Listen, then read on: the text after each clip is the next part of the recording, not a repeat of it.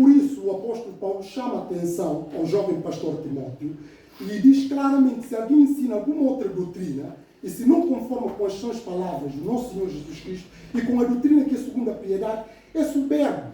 Desde logo, quando ele levanta essa questão, é porque alguns estavam realmente a ensinar outras doutrinas.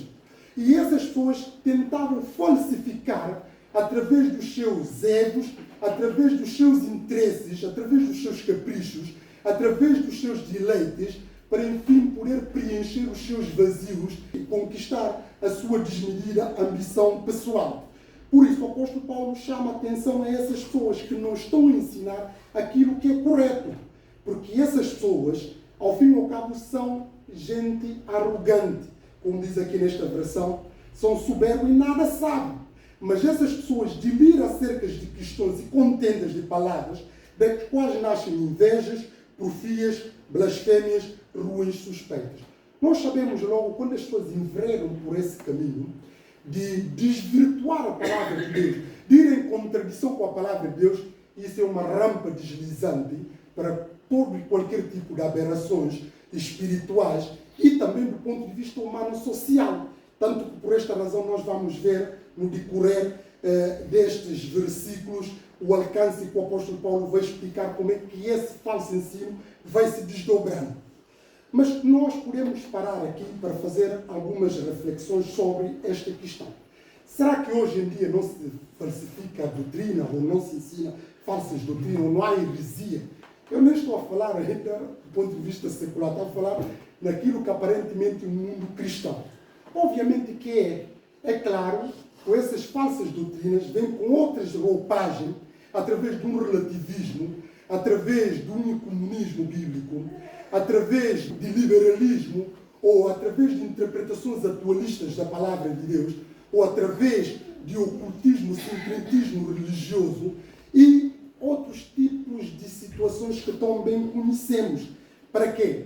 Para não só atraírem mais pessoas, como também poderem, enfim, saciar esses seus caprichos, esses seus egos, que vão inclusive na ideia de próprio enriquecimento ilícito.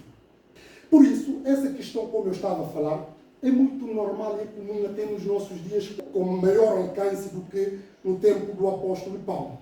Porque nós sabemos, por exemplo, há temas que próprios pregadores, alguns até com um público muito alargado, que fazem interpretação atualista.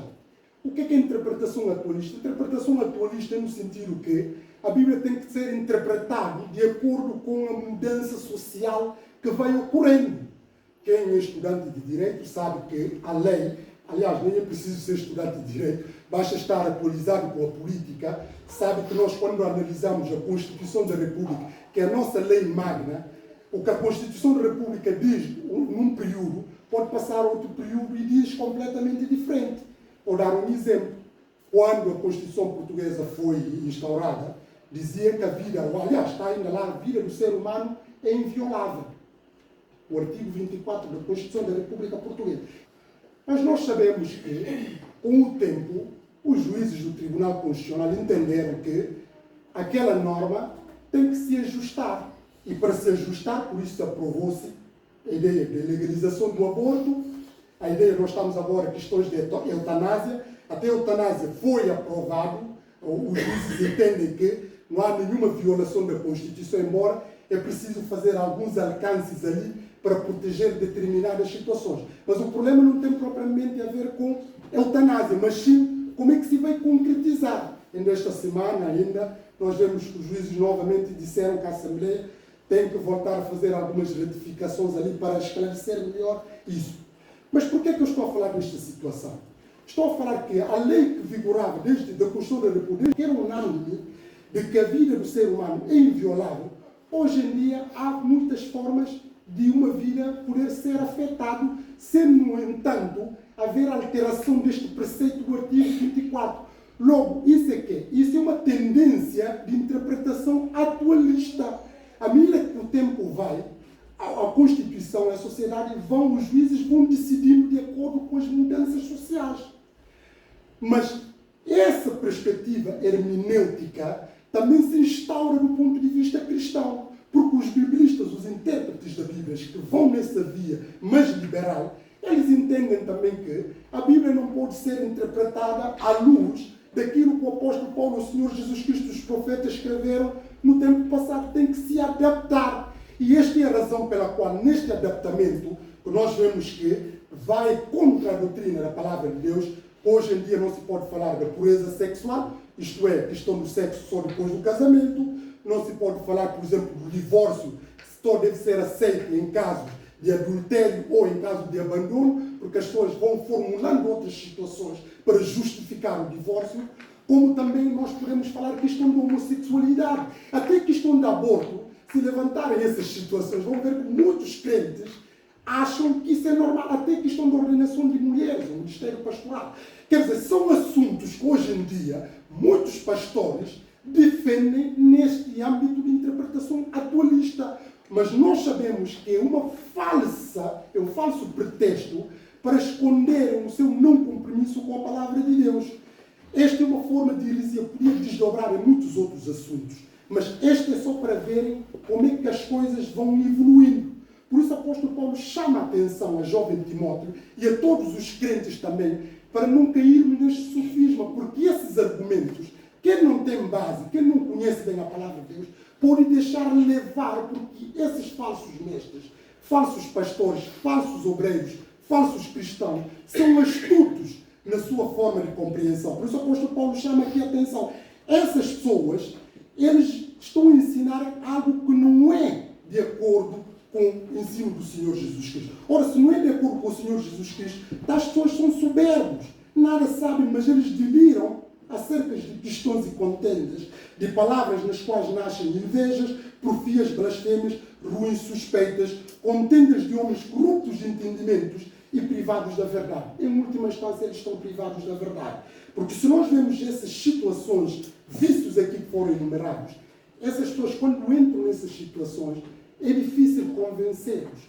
Aliás, noutra carta, o servo do Senhor, Judas, não os Iscariotes, diz que o homem contencioso, o homem faccioso, depois de primeira e segunda demonstração, para afastar dessa pessoa, porque essa pessoa já vive pecando e já, por si só, está condenado. Mas nós vemos que essas questões não só envolvem essas questões que nós vemos aqui, que foram aqui ditas, que nascem de invejas, porfias, blasfêmias, ruins suspeitos, contendas de homens corruptos de entendimentos e privados da verdade. Mas nota agora qual é o objetivo deles, cuidando que a piedade seja causa de ganho. Eles olham a religião como sendo lucro. Esta é a razão pela qual eles não estão comprometidos com o Evangelho do Senhor Jesus Cristo. Porque uma pessoa que está comprometida com o Evangelho do Senhor Jesus Cristo, ela não tira dividendos deste Evangelho, nem tenta, enfim, lucupletar-se com este Evangelho. Mas como eles só pensam nos seus interesses, nos seus ganhos, eles adulteram isso. Para quê? Não só para ficarem mais ricos, para ficarem famosos, para, enfim, alimentar os seus vazios existenciais e caem nessas situações. Por quê? Porque eles julgam, como o autor sagrado vai dizendo, cuidando que a piedade seja causa de ganho. Essa piedade aqui é religião, em última instância, pensando que a religião é ganho. E nós podemos pensar quantas pessoas estão a lucrar hoje com o Evangelho. São muitos, para não falar. As pessoas abrem as suas igrejas, pregam outro tipo de Evangelho e estimulam os próprios crentes a darem dinheiro e vivem, permita-me a expressão, a grande e a francesa. Há muitos pastores, obreiros, evangelistas, pessoas que não estão comprometidos com a palavra de Deus e vivem uma vida fausto. Porquê? Porque estão a adulterar a palavra de Deus e estão a explorar aqueles que são mais, enfim, limitados na fé, com esse falso pretexto, e eles normalmente têm aderência porque falam as coisas que as pessoas querem ouvir, eles não denunciam o pecado, etc, etc. Logo, o intuito deles é cuidando que a piedade seja causa de ganho.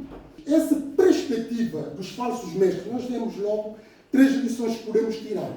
Estes falsos mestres são governados pela mentira, porque qualquer pessoa que falsifica a palavra de Deus, ela é mentirosa, não está comprometidos com a verdade. E nós vemos também que eles estão governados pelo orgulho, estão cheios de si, são orgulhosos, são soberbos, são prepotentes, são arrogantes. Eles são tomados por este vício pernicioso e por aí fora. Mas nós também podemos ver que esses falsos mestres são governados pela ganância. Eles estão ávidos pelos bens materiais, são ávidos pela riqueza, são ávidos pelo dinheiro. Eles são movidos por motivos interesseiros.